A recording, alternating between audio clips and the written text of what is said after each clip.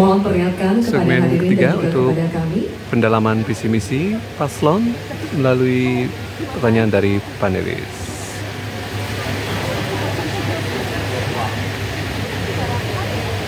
Tema masyarakat adat. Subtemanya adalah masyarakat adat.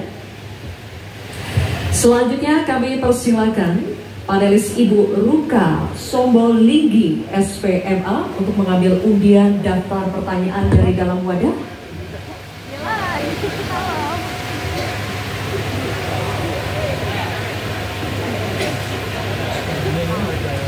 Diperlihatkan kepada hadirin dan kami. Oke, undian daftar pertanyaan huruf A, subtema masyarakat adat. Baik, kami akan buka amplop pertanyaan yang masih disegel ya, Bapak Ibu. Kami ingatkan sekali lagi kepada calon wakil presiden untuk menyimak dengan seksama karena pertanyaan hanya akan kami bacakan satu kali. Pertanyaan untuk calon wakil presiden nomor 3, Bapak Mahfud MD. Kebijakan agraria dan sumber daya alam sering tanpa persetujuan masyarakat adat. Akibatnya, sejak 2014 terjadi perampasan 8,5 juta hektar wilayah adat, mengakibatkan 678 kasus kriminalisasi dan pemiskinan perempuan adat. Pertanyaannya, bagaimana strategi paslon untuk memulihkan hak-hak masyarakat adat? Waktu menjawab 2 menit dimulai saat Bapak berbicara. Silakan. Terima kasih, moderator.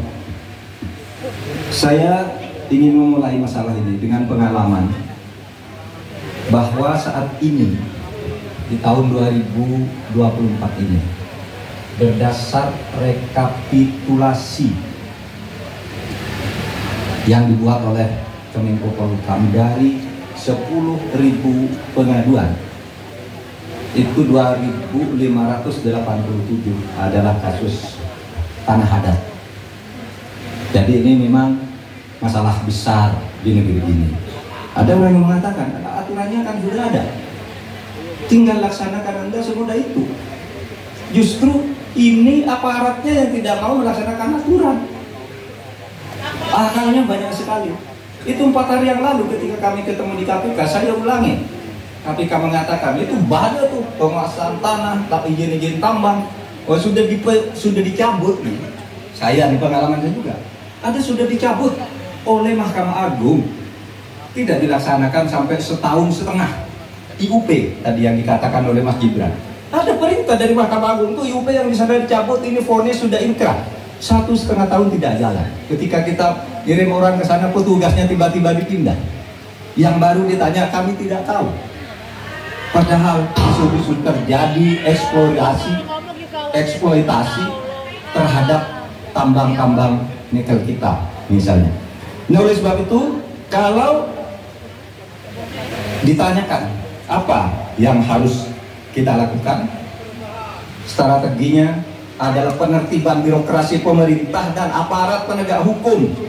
Karena kalau jawabannya laksanakan aturan itu normatif. Nanti kalau aparat penegak hukum itu hanya orang paling atas yang bisa memerintahkan siapa pimpinan penegak hukum itu. Sekian. Baik, terima kasih Bapak Mahfud MD. 1 menit Pak, dimulai saat berbicara, silakan.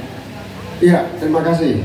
Saya tambahkan Pak Mahfud, salah satu upaya kita agar tidak terjadi konflik antara proyek pembangunan nasional, terutama PSN, dengan masyarakat adat, kita harus betul-betul punya prinsip tidak ada satupun yang ditinggalkan dalam mengambil keputusan. Libatkan itu masyarakat adat.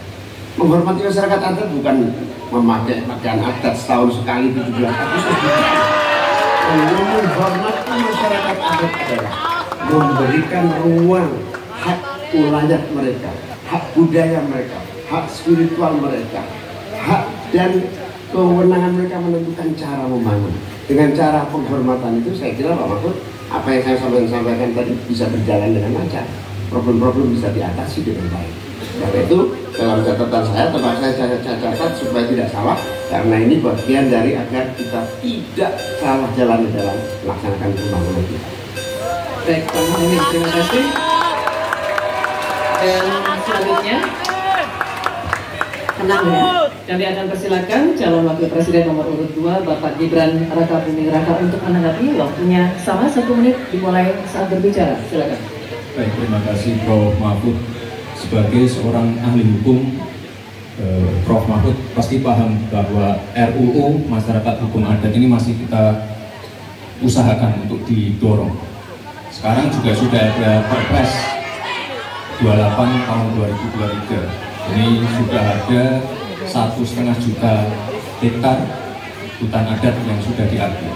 Memang kuncinya ke depan adalah kita harus perbanyak dialog dengan para tokoh adat, kepala-kepala adat, tokoh masyarakat setempat. Jadi jangan sampai ketika ada pembangunan yang masif ataupun ada PSN, jangan sampai masyarakat adat ini tersingkirkan.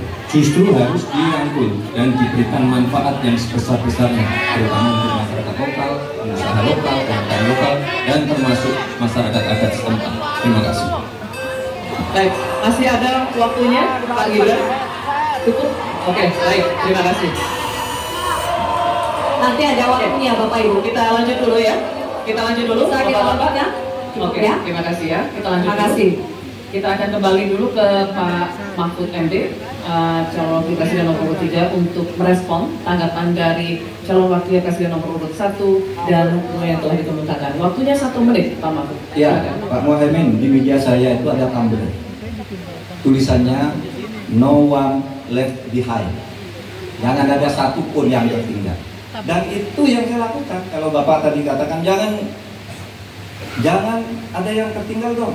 Semua dilibat. Itu yang tadi saya putuskan ketika saya membatalkan 14 pasal Undang-Undang Wilayah Pesisir, justru karena di situ masyarakat adat tidak pernah dilibatkan.